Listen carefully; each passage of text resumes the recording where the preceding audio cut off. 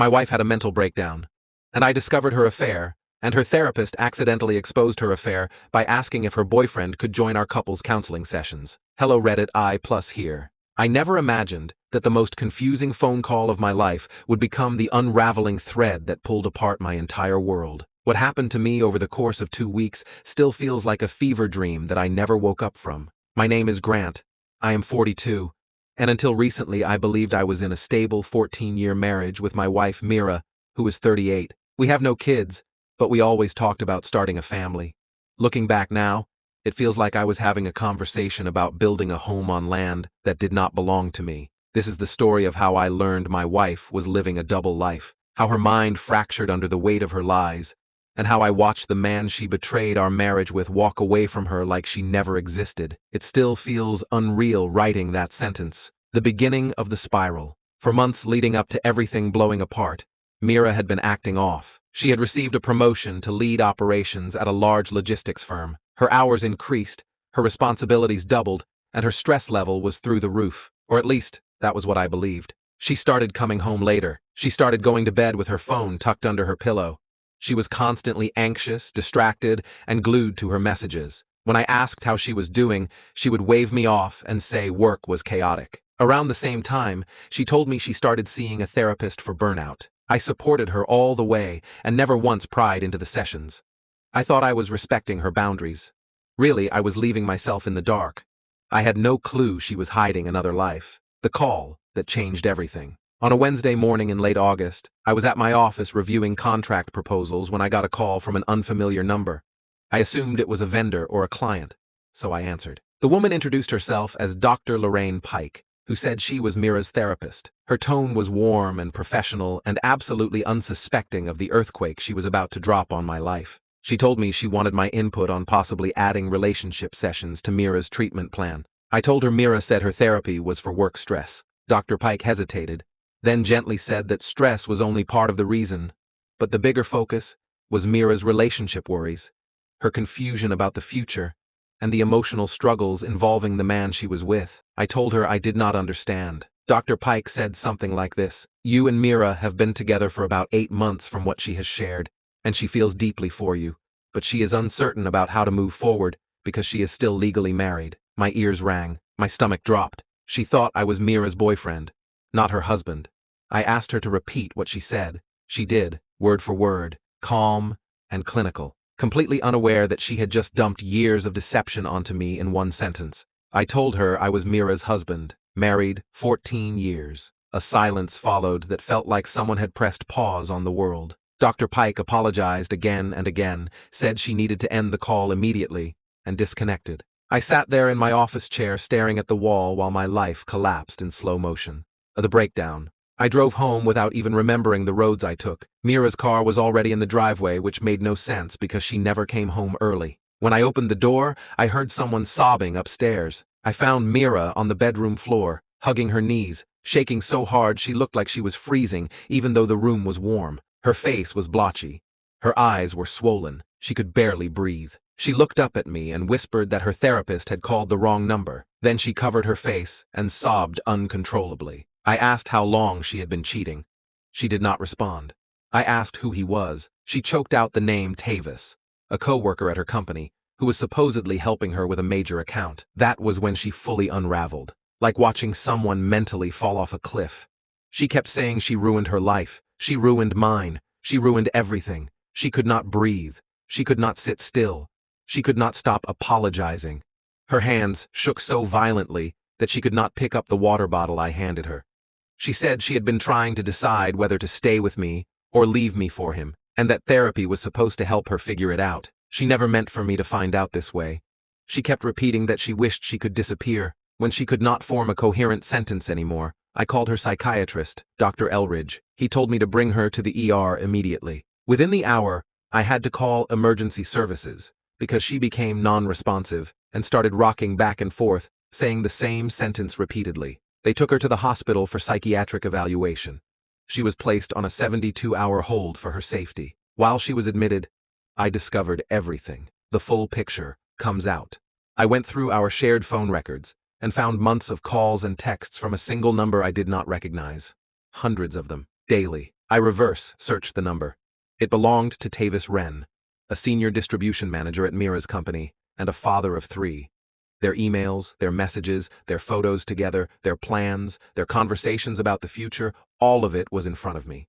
7 months. 7 months of daily lies. 7 months of sneaking around. 7 months of pretending our marriage was fine.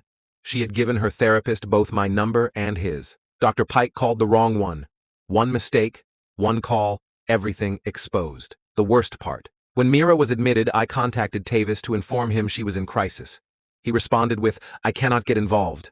My family comes first. Please stop contacting me." That was it. The man my wife was ready to throw our marriage away for left her to collapse alone in a hospital ward. Mira stayed in the psychiatric unit for 5 days. The doctors said her breakdown was a mixture of panic, spiraling guilt, emotional exhaustion, and the collapse of the fantasy world she had built around her affair. I visited her twice, only because the doctors advised it might help stabilize her sense of reality. Both times, she looked like a ghost wearing her clothes. Her hair unwashed, her eyes distant, her hands fidgeting constantly with the hospital blanket. The first time I went, she whispered my name so softly I barely heard her. She asked if I hated her. I told her I did not hate her, but I no longer trusted her. She cried the entire visit. The second time, she apologized 100 times, each one sounding smaller than the last. She told me she had not heard from Tavis at all. She admitted she had tried calling him from the hospital payphone. He did not answer. She said she loved him. Then she said she loved me. Then she said she loved nobody and deserved nothing. The emotional whiplash was intense. She said she did not think he would abandon her. I said people who sneak around in the dark rarely show up in the daylight. She cried again. The psychiatrist eventually recommended that Mira stay with a family member until she was stable enough for independent living. She could not return home. Not because of punishment, but because even being in the same space as me triggered panic spirals. Her words, not mine. She went to stay with her older brother. When I called her brother Jerome, he assumed Mira had been hospitalized for work stress. That is what she had told her parents for months, apparently. When I explained the real situation, the line went so quiet I thought the call dropped. Then he said, "She never said a word to us. None of this. Nothing." Her parents came to my house later that day, worried sick. They had no idea she had been having an affair. No idea she was planning to leave me. No idea the breakdown was tied to guilt and panic. Her mother kept repeating, "But she loved you. She always told us she loved you." I had no response. I did not know what was true anymore. Her father apologized to me like he was apologizing for a crime he did not commit. He asked if I would give her another chance. I told him I could not answer that now. I was barely holding myself together. While Mira was still recovering, rumors started circulating at her company. I learned from a mutual friend who also worked there that HR had been alerted, not by me, but by someone who overheard a private conversation between Mira's supervisor and another team lead. Tavis had apparently asked for a temporary transfer, citing personal complications with a coworker. Translation, he wanted distance from Mira. The company launched an internal investigation, since he was technically in a higher position. The power dynamic issue alone triggered a full compliance review. And this is where it got wild. Tavis tried to minimize everything. He claimed Mira had misinterpreted things, that they were friends who got too close emotionally, that she was unstable and obsessed. But because Mira had saved every message he sent, HR had receipts. Entire threads of him promising her future plans. Entire conversations about meeting secretly. Entire emails where he said he wished he had met her instead of his wife. He panicked. That much was obvious. He ended up resigning before they could formally finish the investigation. The mutual friend said the last time he saw Tavis, the man looked like someone who realized his whole double life had detonated, and he had detonated it himself. 2 weeks after she was discharged, Mira's brother texted me saying she wanted to talk. He said she had stopped having daily panic attacks, but she was still emotionally fragile. I agreed to meet her in a neutral place, a quiet park near her brother's home. She looked like she had aged 10 years in 2 weeks. She sat down across from me and stared at her hands. She said she did not expect forgiveness. She did not expect me to take her back. She said she wanted to explain everything so I could have closure. I let her talk. She told me the affair began after a few late project meetings. They bonded over shared frustrations with the company. They started confiding in each other. Things escalated fast. She said she thought she loved him because he made her feel seen during a stressful period at work. She said she never stopped loving me, but she felt stuck in between two futures. Her therapist had been trying to help her understand why she was chasing validation from another man instead of communicating with me. She said she knew it was wrong. She said she hated herself for it. When she finished, she asked if I had anything to say. I asked her one question. Did you ever consider ending the affair before I found out? She took a long breath and said, I tried. 3 times. But he always pulled me back in. That was when I realized she was not just unfaithful. She was lost, completely emotionally dependent on a man who had bolted the moment things got difficult. I told her I wanted a divorce. She nodded. Then she burst into tears again, but she never argued. She said she understood. She said she deserved it. The divorce process was straightforward, because we had no children, and our finances were mostly separate. She moved into a small apartment her parents helped pay for. She stayed in therapy. Sometimes her brother would send me updates. She was slowly stabilizing. She was going back to work eventually, but not at the same company.